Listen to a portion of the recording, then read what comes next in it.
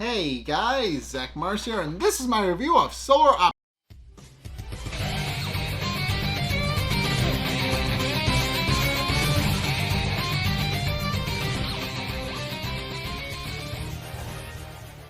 Okay, so this episode involves Korvo picking up a new hobby and going a little bit crazy with it. And also we find out a little bit more about what's going on inside the wall. So yeah, I'll start with the A plot and also work in the B plot as well. But to start, the episode opens up with Terry having a bit of a hangover, and he does walk into the kitchen and tells the replicants to not make a lot of noise because he's currently got a hangover. Only for Korvo to then barge in, making a large amount of noise, and which of course quickly stresses Terry out. But and Korvo then reveals that he's actually taking his lesson that he learned from the previous episode to heart, pointing out that he's going to learn not to openly obsess over fixing the ship, and that he's instead going to look for something new that he's going and to be able to live his life and do a bunch of other things. And of course Terry then proceeds to point out the very obvious thing, and that the solar opposites don't really do serialization. That is the entire thing. They very much are just a series of vignettes where they just show off a bunch of little side by side stories and stuff like that. It's literally not meant to be any sort of continuing narrative or anything like that. That is mainly what the wall is for. But and sure enough, to prove his point, he then proceeds to gesture to a large robotic face that's built into the wall that Terry admits they never actually put in. But and also Terry once again points out that he's happy for Korvo, but also points out that he'll celebrate with him when his hangover is over. And Korvo does point out that he understands and he'll go on to go quietly fix the ship. But then reveals that that's what the old Korvo would have said, and then continues to make a loud noise. And eventually Terry just gets really stressed and eventually sheds his hangover, which he describes as taking a shit. But yeah, he then proceeds to shed his hangover and proceeds to walk out of the kitchen happy while his poop, I guess, makes a meowing noise. And then later we do find out that the pupa has apparently gotten very large and engorged, and Yumilak immediately notices that, and this is as they're watching TV, and Korvo explains that the pupa just naturally accumulates a bunch of random garbage and whatever else as it's roaming around, and that normally Terry comes along like once a month to just degunk the pupa. But Terry admittedly doesn't like doing it, and Korvo explains that every time it's time to actually degunk the pupa, Terry will hide under the crawl space underneath the house if he finds out. And sure enough, that's exactly what happens. Where as they're talking, Terry notices that it's time to degunk the pupa, and he immediately goes into the crawl space underneath the house. So. And it's at this point where Jessie volunteers to do it, and volunteers herself and Yumilak, and of course Yumilak is annoyed by this, but Korvo points out that that's actually a great thing for them to do together, and says that he'll leave them to it, and proceeds to walk off to go do his own thing. And of course Terry and of course Yumilak yells at Jessie, pointing out that obviously he doesn't want to do it, pointing out that he was going to perfect his lisp so that he can pick up chicks, But of course, Jessie points out that it'll be fun, and that obviously it needs to be done, and that the sooner they get done of it, the quicker it'll go. And of course, they point out that they need to actually make preparations to make sure that the pupa doesn't accidentally swallow them. So they ask him to just they point out that they need to jack open the pupa with the tire jack, and tell him not to swallow, and the pupa then decides to occupy himself by watching Paw Patrol. So yeah, it's a little funny, but they do eventually crawl inside the pupa and crawl inside his jacked open mouth. So Meanwhile, Korvo is upstairs, and he's in the ship, and he's trying to think of something new to do with his time. And Aisha points out that he tells him that if he's going to repair the ship or do something else. But Korvo points out that he merely wants to actually find something that they actually wants to find some sort of something to do with his time, and asks him sort of anything like a job that he can do potentially do for fun, and Aisha explains that he basically just describes a hobby, and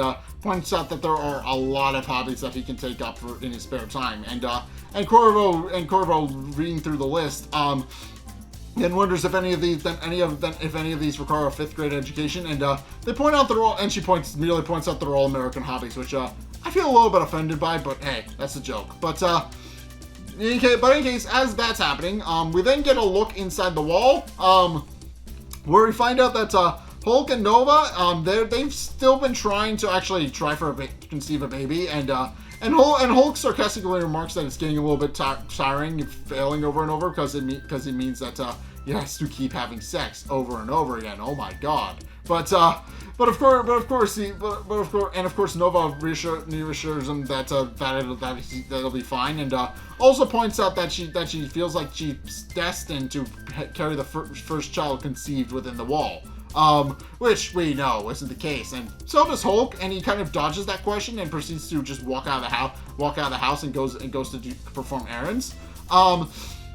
And at one point, he actually walks past a meat stall where he's offered meat by the stall owner, and as he's going to pay, somebody points out that he's the cricket slayer, and everybody cheers, and she decides that it's on the house, even though Halk insists that he would very much like to pay for the meat. He openly insists to pay for the meat, but she points out that for a hero like him, it's no charge. At which point, somebody else who worked at a Blockbuster, and also in a very funny joke, admits that when he worked at Blockbuster, his job was to lie to people, but now he actually wants to help them, and actually decides to tag around with Halk because he thinks that he'll be able to learn from his example, and remarks that he would like to be just like Halk, but Halk slams him into a wall and insists that he doesn't, but then immediately apologizes for almost hurting him, and remarks that he's not, and remarks that it was a soldier reflex, and proceeds to go and walk off. And during the scene, we actually see a poster for the two people who got eaten by some sort of monster last episode. Again, that still hasn't come up. We still have no idea what's going on with that. But this episode does imply what it might be. And I'm not 100%, but it does imply what in fact might be in the wall. But in any case, because there is a scene that's very, very, very similar to what happens in the pilot episode. But in any case, Halk then proceeds to go to the church of and proceeds to climb inside a secret entrance, which as we find out, the church of Jesse is currently harboring Cherie and Pesley. And of course what we find out is that they are trying to keep the secret, because according to the leader of the religion, they feel like Tim has lost his way, and that they do need to get rid of him in order for the world to actually become better. And of course, they then proceed to Halk then and Cherie then proceed to discuss their plan, which is that for a very brief period around midnight, Tim's office is completely unguarded. As we find out, his guards change shifts around midnight, and that gives them just enough time to slip in and out and grab Tim and bring him back to the church so they can expose him for all of his lies and all of his crimes. And of course, Cherie immediately insists on going with, but Halk points out that she's a little too close to it, and points out that he should go alone, since if he does, then there won't be any real personal stakes. And although he does admit that Cherie should be the one to ultimately expose him for his crimes, but Cherie insists that she's going, and does point out that she wants to see the look on his face as he rips away everything he ever built and all the lies he's ever told to anybody. And with that, they then proceed to leave to go get Tim from his office. Meanwhile, Korvo is currently looking for hobbies. And at one point he stops at a series of hot sauce stalls, and he points out that this feels like something that he could do for himself, pointing out that this feels like something he could see himself working about for the rest of his life. But then he stops dead in his tracks when he discovers that Terry already runs his own salsa stall, and of course Korvo insists to know what he's doing there. So Terry just proceeds to explain how he's been running a teratoma. What is it? Not a tatama. I don't know the thing. The little green ones. The little green salsa things. But he reveals that he's been running a salsa for about 6 years, and that he's been working on, and that he's actually become a bit of a pro at it. And Korvo becomes angry about the fact that he has to share a hobby with Terry, and leaves to go find something that is entirely his own. And sure enough, he starts working down the list, and he can't find, and he's having trouble finding something that he likes, but Terry doesn't. As we find out, every single hobby that he goes to, gymnastics, and a couple,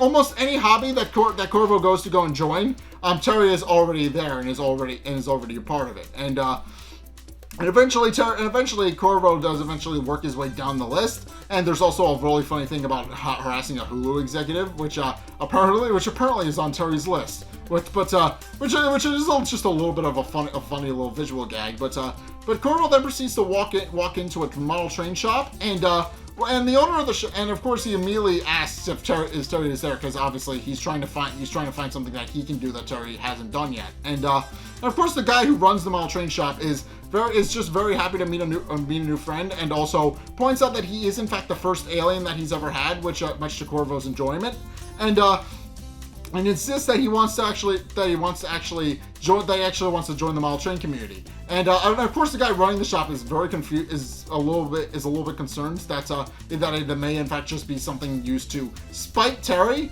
And points out that this is a hobby that's not for the faint of heart, at which point Korvo reveals that he has 3 hearts.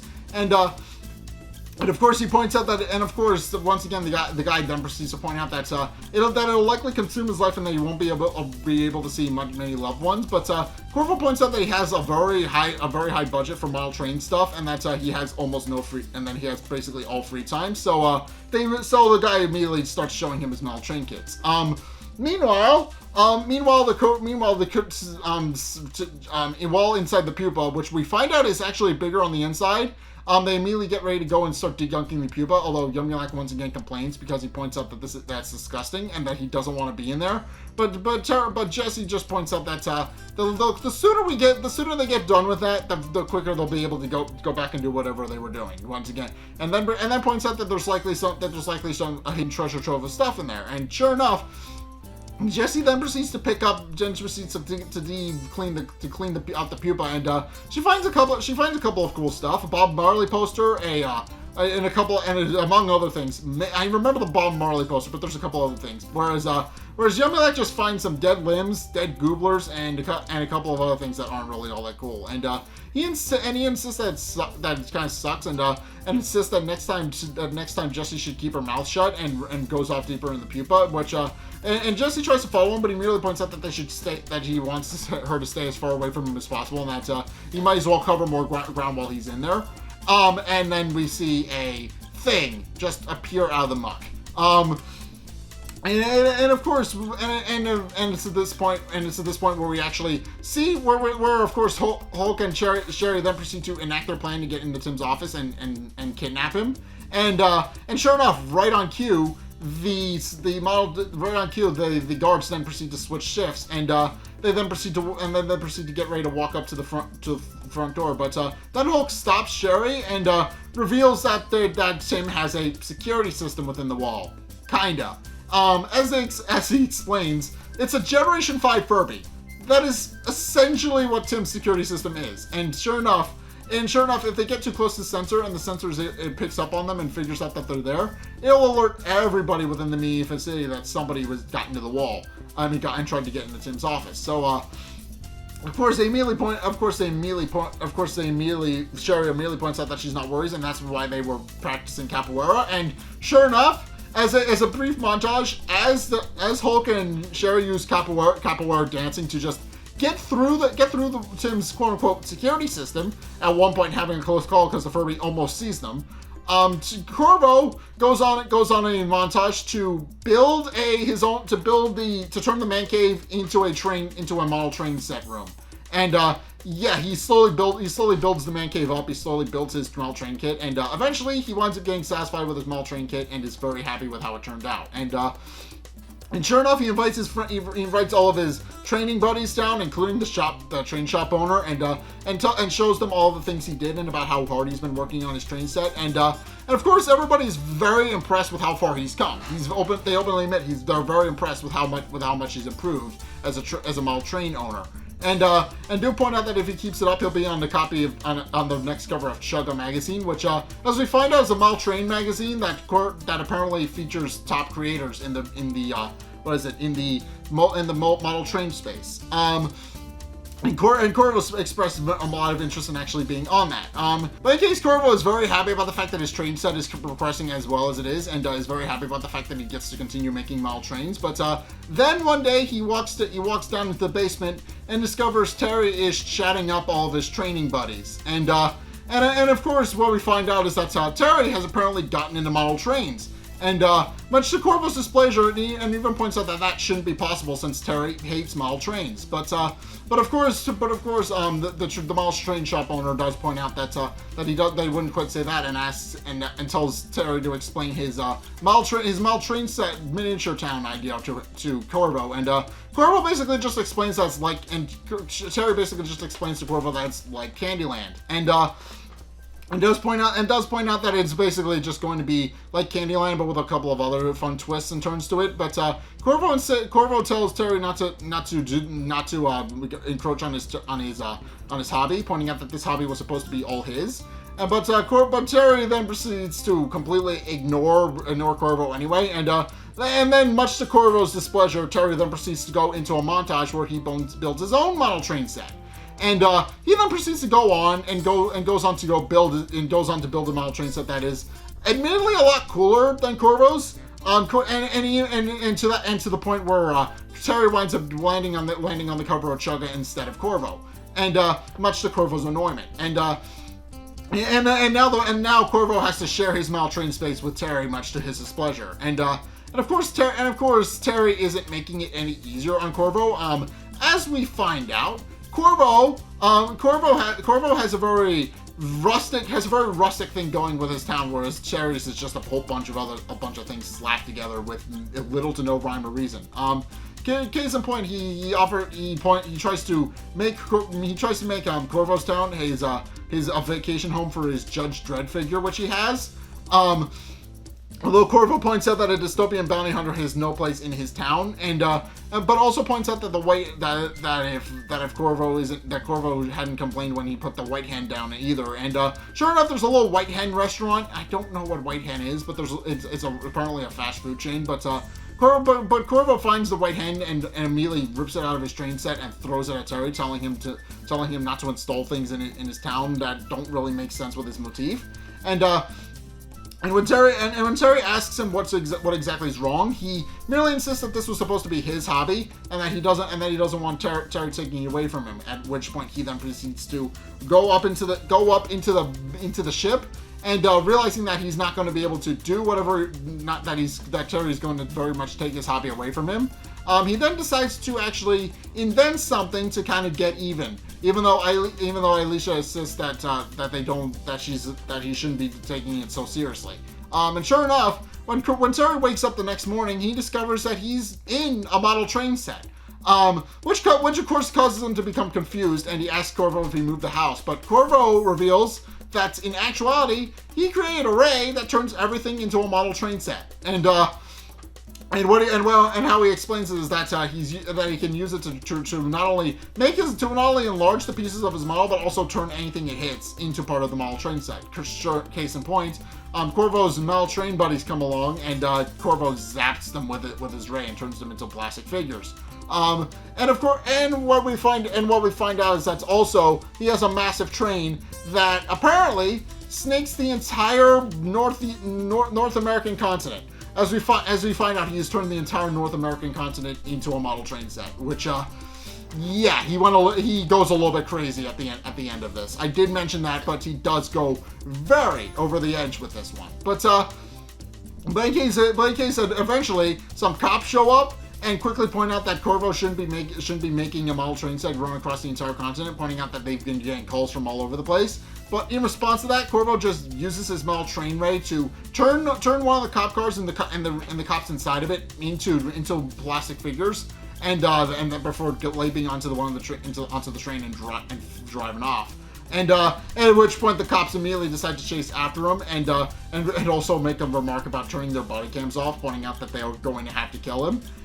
So that seems like it's aged a little bit poorly, considering cop brutality is very much a thing. But especially nowadays, there's been a couple of really bad incidents in the past year or so.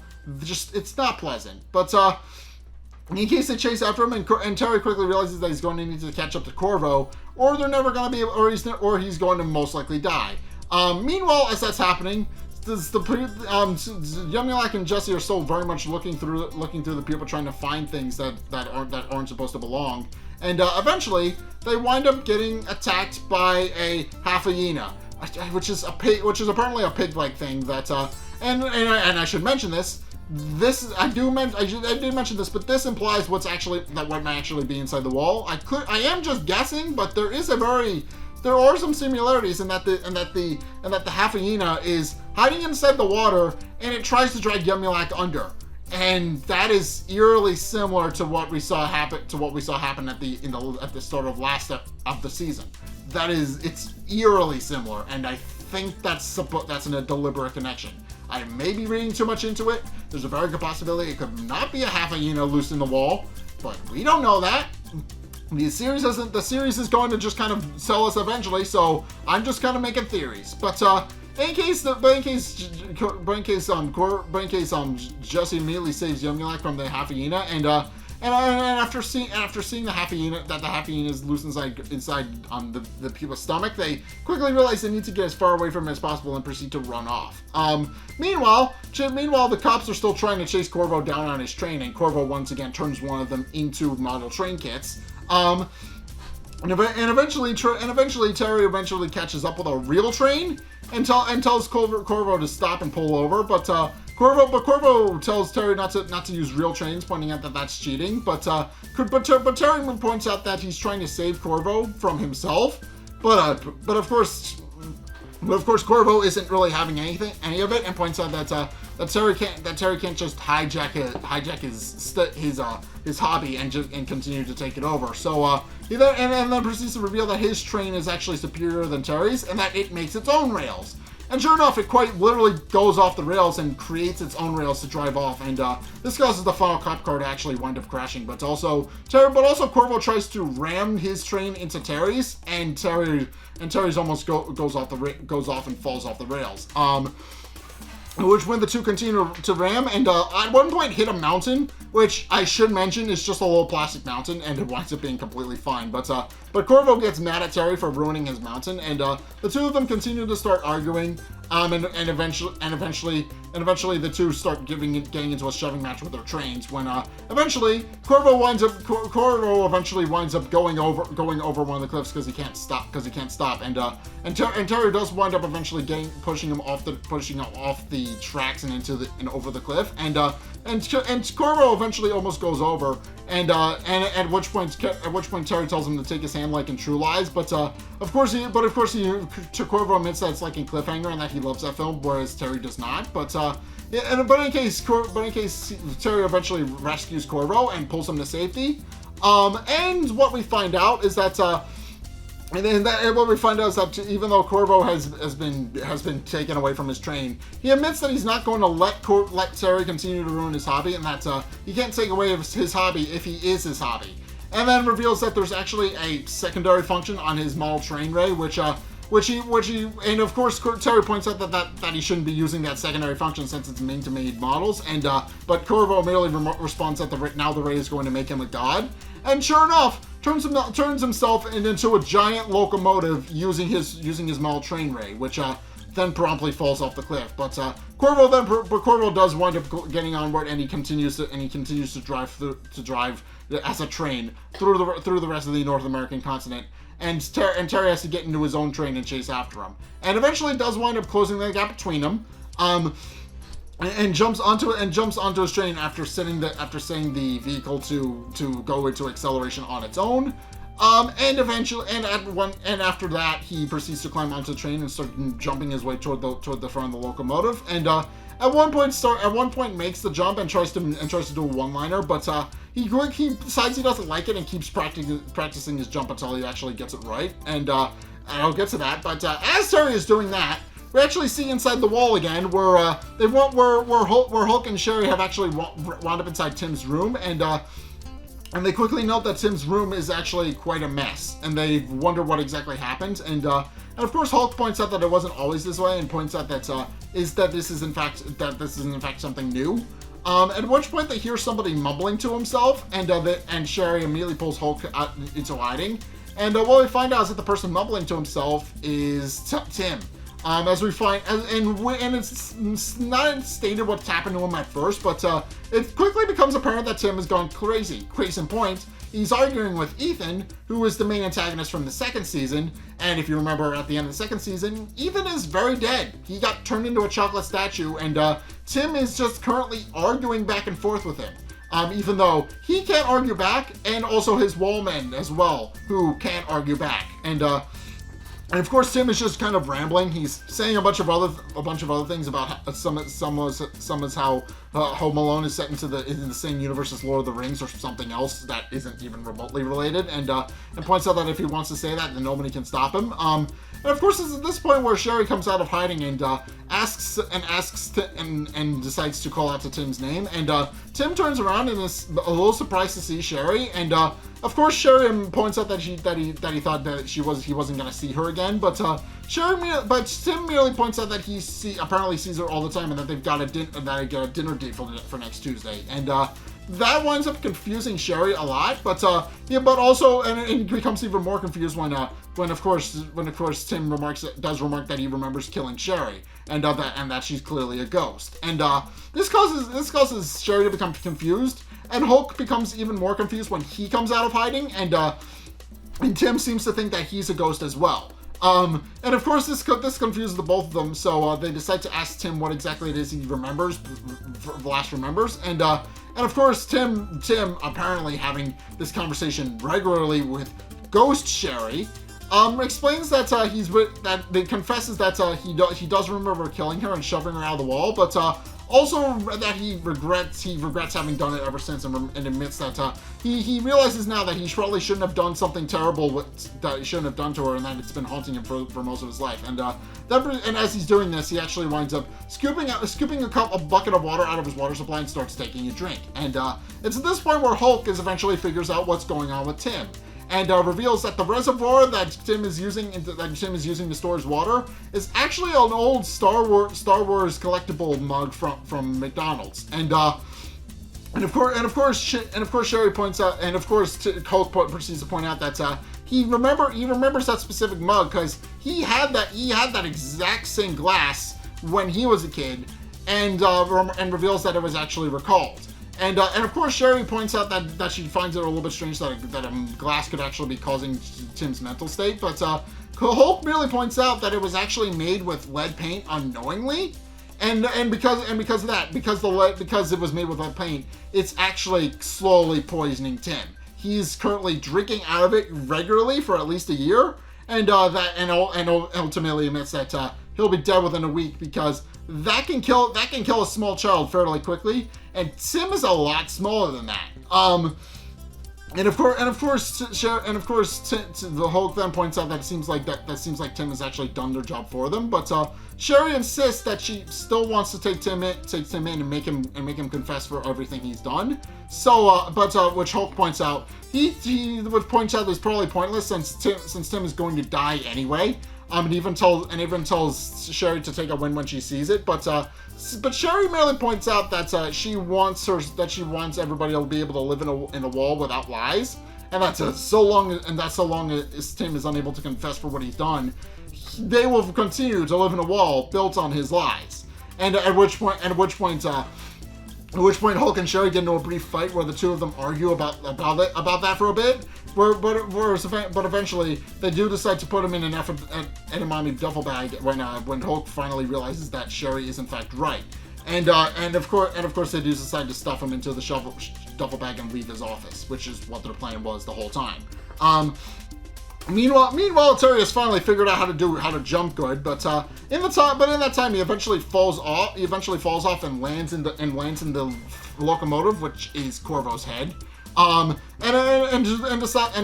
realizing that he might as well figure out how to stop the train since he's in there. But quickly discovers, and among other things, the Tom Hanks conducter from Polar Express, but also that all the controls in Korvo's head are stickers. And Korvo then proceeds to yell at Terry, pointing out that he is still a model train and that now he's going to crash into a nearby building and kill himself. And but Terry points out that they shouldn't do that since obviously it's going to kill them both. But Korvo points out that he kind of has no choice since Terry obviously will continue to just kind of take away his hobby and that was his whole life and that he doesn't want something that was his. But of course Terry then proceeds to point out that it's not what you do but who you love, and then proceeds to point out that the whole reason Terry got into model trains was so that they could do it together. And Korvo realizing that that's what he was missing the whole time, finally realizes that Terry is right and realizes that if Terry was indeed trying to do the hobby together, then he should have let him join in on the hobby, and then decides to actually stop the train. But Korvo admits that because he's a long train, it'll take him several minutes to fully stop, and of course they do proceed to get into a back and forth where obviously Terry points out that model trains aren't that cool if it means that they have to take this long to stop, whereas Korvo then proceeds to fire back that they are cool, and then they just argue back and forth like that for a bit. Meanwhile, as that's happening, Halk, Cherie, and an unconscious Tim eventually manage to escape from his office and set off the Furbian process. But by that point, it's already too late. But and of course they think they're in the clear when somebody stops them, and they think they're about to be arrested. But then the guy who stops them immediately points out that they need to get into the edamame line, which as it turns out, there's an edamame vendor line that's just right nearby. And after the guy leaves, they immediately go back to the church where they reveal that Tim is actually very sick, and the head leader of the church quickly realizes that Tim has actually gotten lead poisoning from the novelty glass, which Hulk remarks she's very quick, but and they decide to actually kind of heal him and decide to take him in and immediately treat him as a code red. And of course, Cherie's very happy and tells Paisley that finally they can live in a world without lies. And that's where their storyline currently ends right now. But again, I have pointed this out, and I will get back to that. But meanwhile, inside the pupa, the rest of the replicants are currently running away from the hyena, and eventually they do figure out that the hyena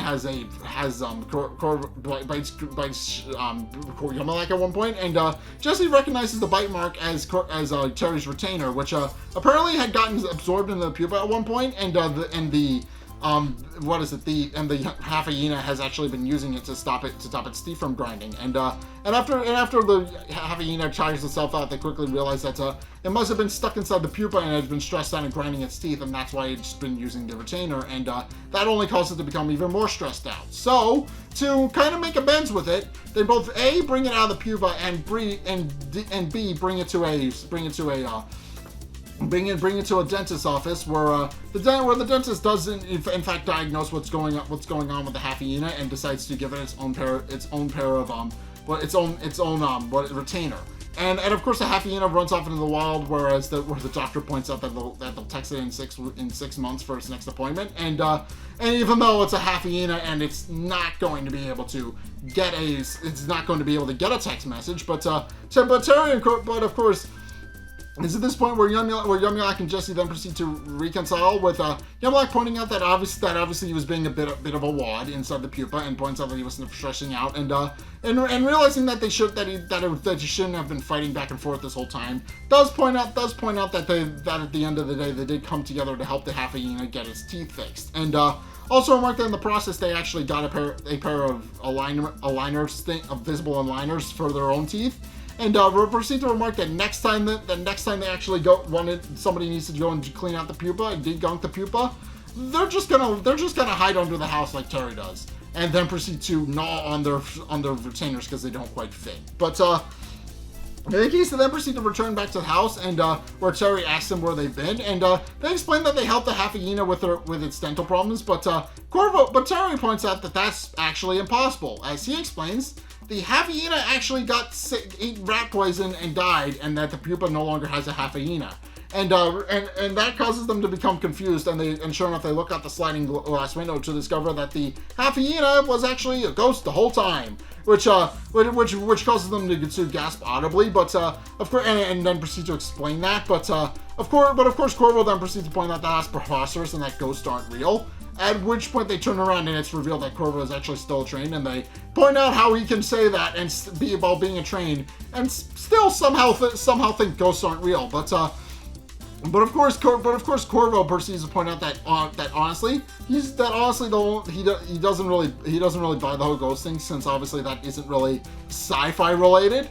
But he also points out that he's actually, that more to the point, the reason he's still trained is because he lost his ray, and he has to slowly just turn back into a scorpion, which is a very slow process because he's a very massive train, but his legs at the very least have come back, and he's slowly working on it. But in case, he does point out that once he gets his body back, he and Terry are in fact going to start doing things together, and they're going to he's going to start doing some things with Terry and his hobbies. But as we find out, sometime after Korvo gets his body back, they didn't decide to partake in one of Terry's hobbies, which, as we find out, his favorite hobby is just waiting in lines, which, of course, Korvo points out is obviously very stupid, but Terry does point out that he did insist on trying. So, and Korvo does admit that he is trying, but also points out that it's also just very stupid, and he wishes he wasn't actually just waiting in lines. But he does decide to try it out, but it's kind of an ending gag. The credits don't actually fade to black like they normally do, and Korvo even comments on that, pointing out that even though the credits are rolling, they're still very much there. But does point out that once the production cards come up, they'll no longer be in the episode, and that the next episode they'll do something different. So yeah, it just ends on a little bit of a fourth wall gag, which is funny. But in case, yeah, this episode was fun in that Korvo learned the very valuable lesson of sharing his hobbies with other people, even if they don't particularly like your hobbies. They just want to hang out with you, and if it's something you like, then that's all that really matters to them. But more to the point, we do find out a little bit more about what happened to Tim, about how he's apparently been drinking from a poisoned lead glass for the better part of a year, and he wound up getting sick. But also, I think the monster that got the two guys at the start, that got the two people at the start of the episode at the start of the season when they went skein dipping in a lake that they weren't supposed to be skein dipping in, I think it might have been a half hyena. I think there's a shrunken down half hyena in the wall, and that's what's killing people. I'm not 100%, because again, they haven't confirmed or denied it, but I think that's what's going on, since the half hyena attacks Yumulak in a way very similar to how the two of them were gone, to how the young couple was gone. They got eaten, and Mark and Allie got eaten, and they wound up getting dragged under the water, very similar to how Terry did. And well, not Terry, but how Yumulak did. And I'm very curious if I am in fact right. I'm curious as to if that is in fact the thing, and I'm very interested to see if that is indeed the case. But for the time being, thank you guys so much for watching this review. If you enjoyed, be sure to like, comment, and subscribe. Also, be sure to follow me on Twitter in the description below. Be sure to check out my Patreon in the description below as well. It's only a couple bucks a month. It does really help me out, and you guys get access to a bunch of cool perks that are my way of saying thanks. I mostly use it to fund stuff though, so just either way, go check that out. Go help fund future projects. And also, if you want to see more content from me, then be sure to check out the videos linked in the end screen. The top video is the most recent one. It may or may not be this one. Whereas the bottom video is a video recommended to you based on what you've already seen from me. So if you want to try something new or see more of what you like, then be sure to go check both of those videos out. I have no idea where it's going to send you, so just be sure to go tell me as well. But in any case, thank you guys so much for watching. And until next time, I'll see you guys in the next video. Peace!